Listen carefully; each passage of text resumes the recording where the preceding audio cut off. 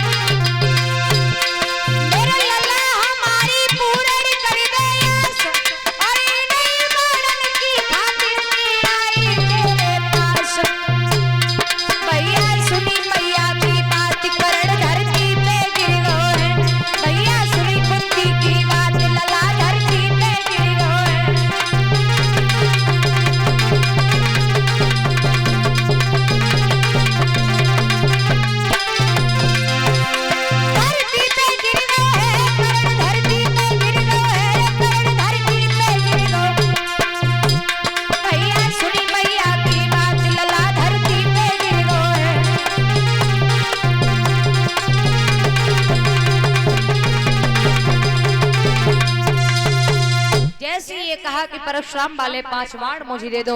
कर्ण 5 बाण निकाल करके लाया, दे दिए और जवाब दिया माता ले जा। लेकिन मैया अर्जुन मर जाता तब भी तेरे 5 रह जाते, अब मैं मर जाऊंगा तब भी तेरे 5 रह जाएंगे, लेकिन माँ ले जाइए बाढ़ उस अर्जुन को दे देना और जाकर के उससे एक बात जरूर कह देना कि उसने जीते जी अपनी माँ को भिखमंगी बना दिया है। भैया कुंती बाण लेके आई, पांडवन को दे। पांडव बड़े खुश हुए। जैसे ही सुबह हुआ, सूर्य ने पूरब में आंखें खोली, एक दूसरे की सेना एक दूसरे पर टूट पड़ी, घमासान युद्ध शुरू हो गया। एक तरफ अर्जुन और एक तरफ कर्ण। कर्ण के रथ का सारथी है शल्य, जो माद्र देश का राजा है, नकुल सहदेव का मामा, और एक तरफ अर्जुन के सारथी है माधव कृष्ण। भैया घमासान युद्ध हो रहा है, दोनों वीर लड़ी मैदान बसुदा, थर थर कांपी रही है। इत कर्ण वीर बलधारी, उति अर्जुन वाणाधारी, जिनकी खाली जाए न निशान वसुदा, थर थर कांपी रही है। घमासान युद्ध हुआ है महाराज, घमासान युद्ध। अंत में हुआ ऐसा, इतना घमासान युद्ध हुआ, जब कर्ण अर्जुन के लिए बाण छोड़ता है तो अर्जुन का रथ 3.5 कदम पीछे को हट जाता है, और जब अर्जुन कर्ण के लिए बाण छोड़ते हैं तो कर्ण का रथ 7 कदम पीछे को हट जाता है। इतना घमासान युद्ध चलता है। हुआ ऐसा, युद्ध होते होते कर्ण के रथ का पहिया जमीन में धंसने लगा। जब धंसने लगा, कर्ण शल्य से बोले, शल्य जी रथ आगे बढ़ाइए। शल्य ने पीछे मुड़ के देखा, रथ का पहिया जमीन में धंस चुका है। शल्य कहने लगे, कर्ण क्षमा करना, रथ का पहिया जमीन में धंस चुका है, रथ आगे नहीं बढ़ रहा है। इधर अर्जुन खड़े हो गए और कर्ण जो है वो रथ से नीचे कूद पड़े, रथ से नीचे कूद पड़े, और कूद करके महाराज जमीन में धसे हुए पहिया को हाथों से कर्ण निकालने लगे। अर्जुन जी खड़े होके देखने लगे। कृष्ण कहने लगे, अर्जुन ये खड़े होने का वक्त नहीं है, इस पर वाणों की बारिश काबू की जाए। और भैया जैसे ये बात कही, अर्जुन ने धनुष पर बाण रखा, तैसे ही कर्ण बोला, अर्जुन भैया ऐसा मत करना। यो मैं करड़ी बलिधारी, मति मारे अर्जुन भैया, थोड़ी सी मोहलत दे दे, मेरे धरन बीत गए भैया।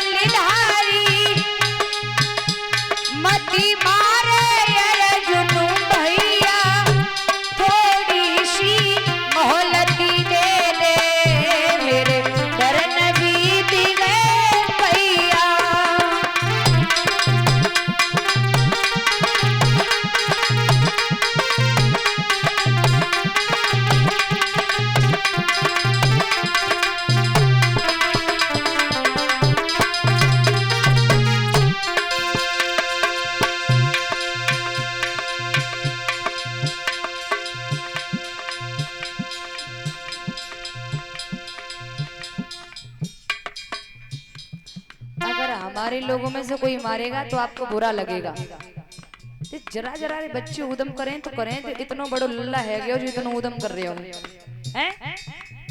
स्कूल जाता है?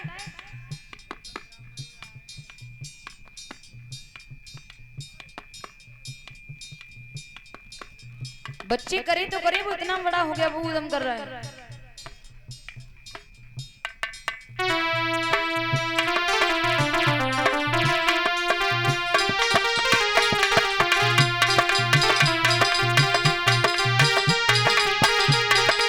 सही बताएं, आपको बुरा ना लगे, आपके यहाँ संस्कार बच्चों में है नहीं, बिल्कुल भी नहीं है। और क्यों नहीं है? माँ बाप की कमी है, सबसे बड़ी कमी है माँ बाप की। बच्चों में संस्कार होती तो उदम होता ही नहीं। माँ बाप ही कहते बेटा पंडाल में जा रहे हैं शांति से बैठ करके कथा सुनना है। अब ये जय भूले मतलब खेलवा मैदान है कि कथा पंडाल है और बच्चा करें सो करें वो इतना बड्डो लल्ला कर रहे हो एकदम। बड़े शर्म की बात है, संस्कारों की बहुत ज्यादा कमी है, बहुत पिछड़ा हुआ है आपका गांव। बे लड़के बैठ तो जाइए वाल सीधे।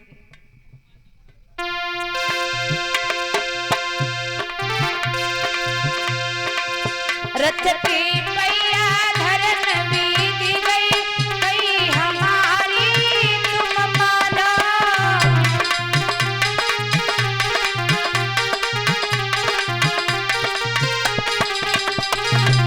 रथ की पैया धरन बीत गए, गई हमारी तुम माना।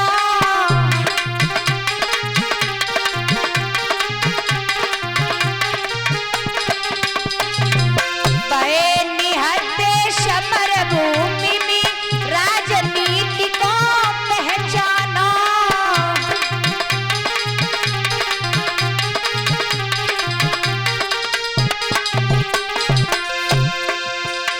दे गई श्राप मोई गैया, मती मारे अर्जुन भैया। थोड़ी सी मोहलती दे दे मेरे धरन बीत गए।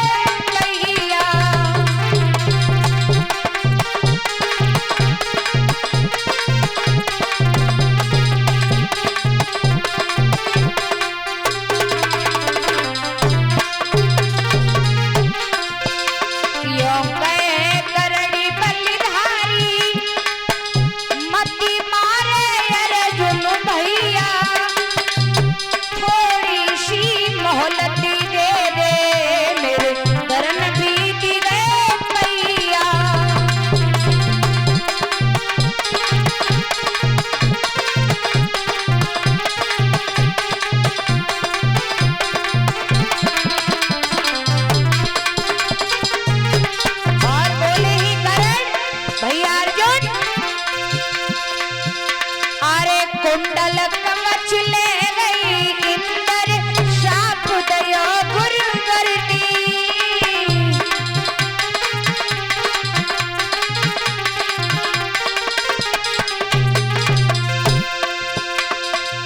कुंडल कवच ले गई इंद्र, शाप दया गुर करती।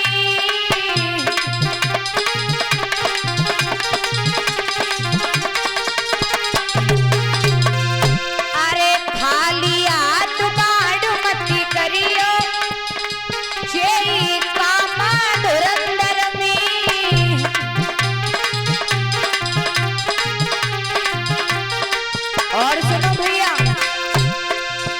ले गई बाढ़ कुंती मैया, मती मारे अर्जुन भैया। थोड़ी सी मोहलती दे दे मेरे धरन बीत गए भैया।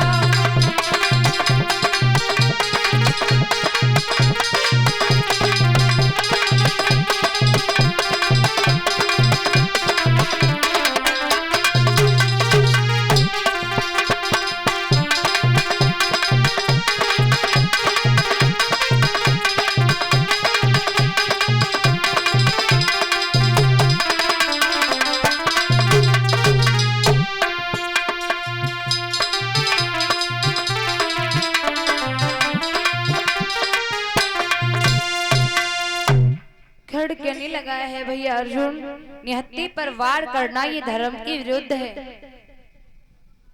कृष्ण खड़े हो गए। जब अर्जुन खड़े हो गए तो कृष्ण कहने लगे, अरे पार्थ जी ये खड़े होने का वक्त नहीं है, इस पर वाणों की बारिश काबू करिए। भैया जैसे ही वाण छोड़े हैं, कर्ण को घायल कर दिया। घायल होकर कर्ण जमीन पर गश खा के गिर गए। उसी समय जब कर्ण गश खा के जमीन पर गिर गए तो भगवान कन्हैया अर्जुन से बोले हैं कि हे अर्जुन, कर्ण बहुत बड़ा दानवीर है। कर्ण के समान ना कोई दानवीर था, न है, न होगा। इसलिए चलो कर्ण के मरते मरते हम और आप कर्ण से कुछ मांग लें। महाराज जब ये बात कही है तो भगवान कन्हैया स्वयं साधु का रूप बनाते हैं और कर्ण को भी, अर्जुन को भी साधु बनाया और साधु बना करके अर्जुन के पास, अर्जुन को लेकर के कर्ण के पास आए हैं जहाँ कर्ण घायल अवस्था में पड़ा है। जब कर्ण को घायल अवस्था में पड़ा देखा तो भगवान कन्हैया बोले, वश्य मैंने सुना है कि तुम बहुत बड़े दानवीर हो। हमसे हमारी इच्छा है कि आप हमें अपने जाते जाते हमें कुछ दे के जाए, कुछ दान करके देते जाए। तो कर्ण कहने लगे, प्रभु इस घायल अवस्था में मैं पड़ा हूँ, तब आप हमसे मांग रहे हो, यही दान आप हमसे मांगने के लिए महलों में आते तो मैं आपको ढेर सारा दान देता, लेकिन रण में पड़ा हूँ तब आप हमसे मांगने आए हो, फिर भी मैं आपको दान दूंगा। बोले कर्णदानी मोहन से मरते मरते कभी हाथ ना थके हैं मेरे दान करते करते।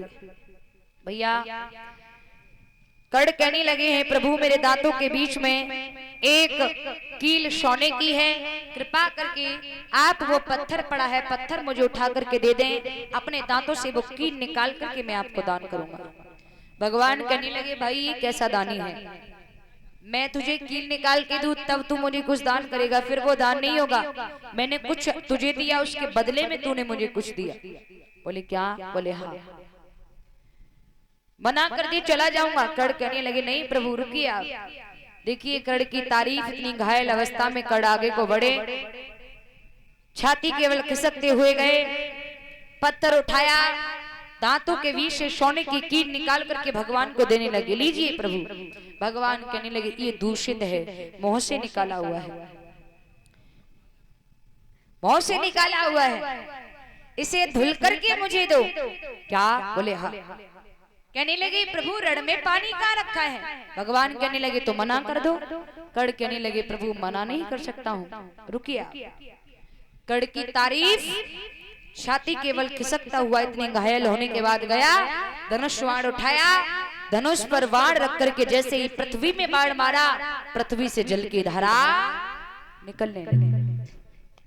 उसी धारा में दांत धुल करके भगवान को दिया, लीजिए प्रभु।